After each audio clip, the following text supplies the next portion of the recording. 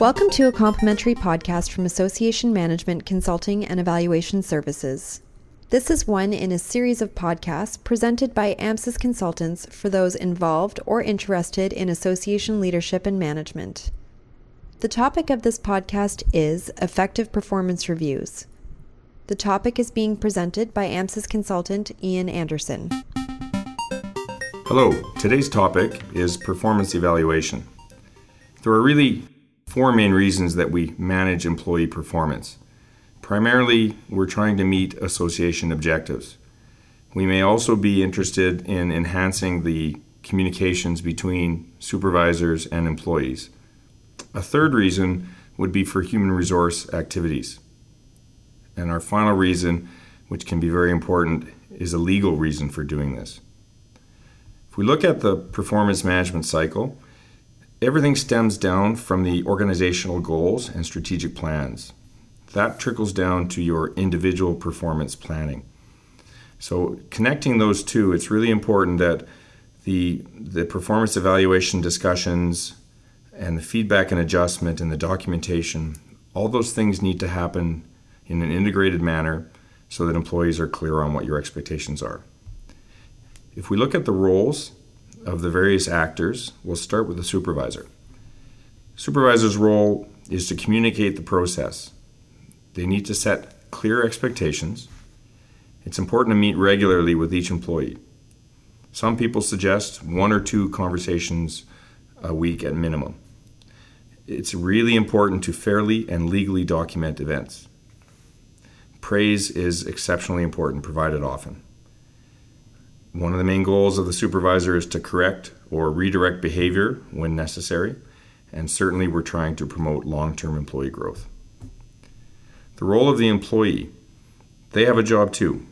It's really important to clarify the expectations for the job. They should ask questions and discuss problems that they're facing. Employees should definitely maintain personal records, like a log. Sharing goals and expectations that they have for their job is also important. And they can give input to improve work, things that they're seeing that might be a nice value add, they can bring that to the table. And I guess the most important thing for an employee is to accept responsibility. The HR role is also important. They need to design a system that fits with the association. They need to make sure that the performance management cycle is seamless and that goals that we discussed earlier, organizational goals, trickle down to departmental goals if applicable, and then to employee goals. It's important to maintain up-to-date job descriptions.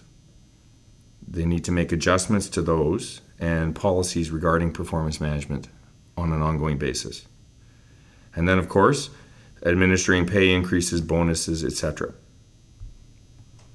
The role of the executive director, their job is to communicate a very clear vision for the future. And for performance management to work in an association, they need to hold other managers and other leaders in the association accountable for the performance of their reports. They need to support the HR function.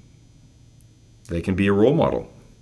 And I think the most important function is for them to recognize and support those in the association who are good performance managers. I'd like to discuss some tips for making performance expectations clear. The first would be to have defined criteria for success. It's also important to have a completion date. Are you expecting interim or final reports from the employees? What is their level of authority? And finally, are there any areas of risk that you see that may come up with their performance? I'm sure you've heard the expression SMART goals. When we're talking about performance evaluation, that is SMART, S-M-A-A-R-T. So we definitely need specific, measurable, attainable, agreed upon, realistic, and time-oriented goals. The agreed upon is a really crucial part. This is not a one-way street. The employee needs to be involved in this. There are usually 4 types of performance goals in an association. So there may be goals that relate to the essence of the job.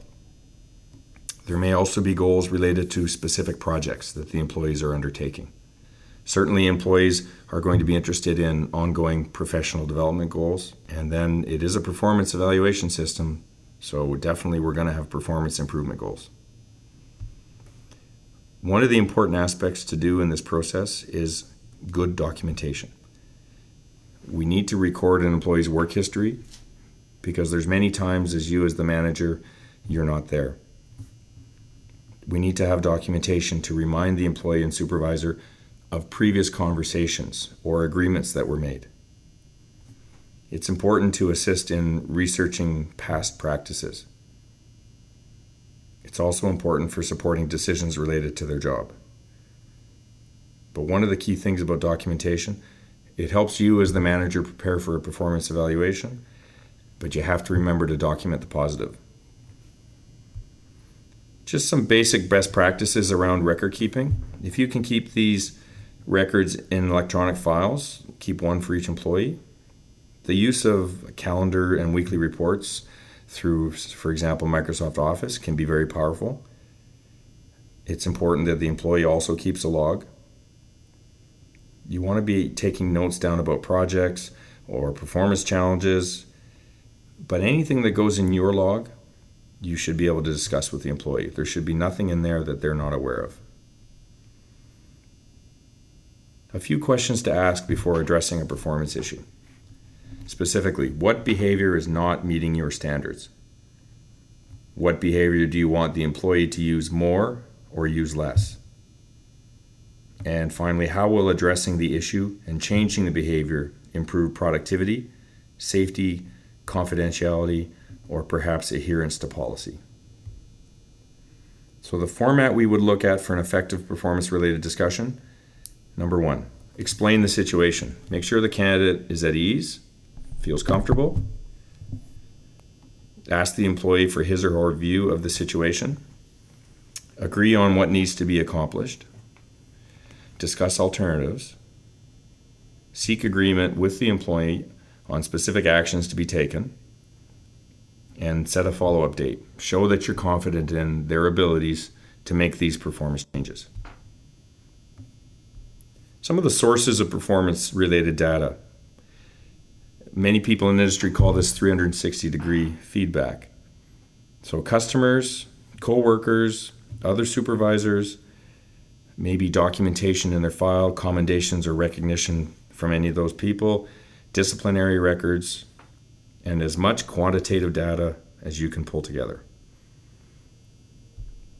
Employee self-evaluation might include some of their accomplishments, improvements that they've made to work processes, training that they've completed, or anything else that they think is important or relevant to share.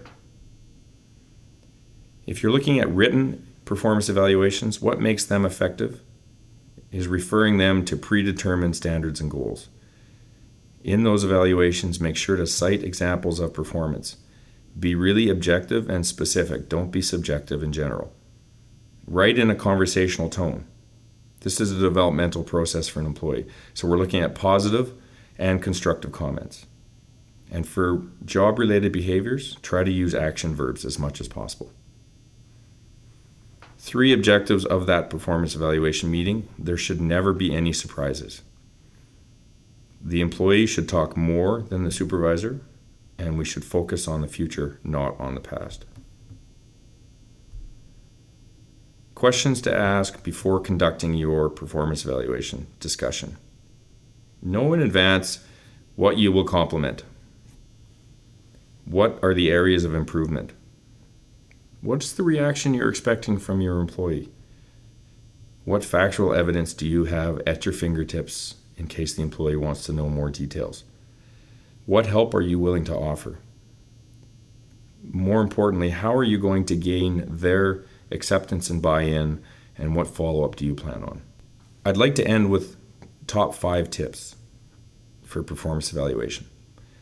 Number 1, involve your employees in the design of the performance management system. If you want their buy-in, get them involved. Number 2, base performance on work results, not on personality. This is a crucial one. Number 3, teach your managers in the association how to give and receive performance feedback. Number 4 is to tie individual and team goals to association goals. And number 5, allow your employees to fail. Design your performance management to encourage employees to make mistakes and learn from them. Thank you. You have been listening to AMSYS consultant Ian Anderson. If you would like to talk to Ian about this podcast, you can email him at ian@amsys.com, ian@amces.com. For more information about AMSYS and access to informative articles, tools, and other podcasts, visit us at www.amsys.com. Thanks for listening.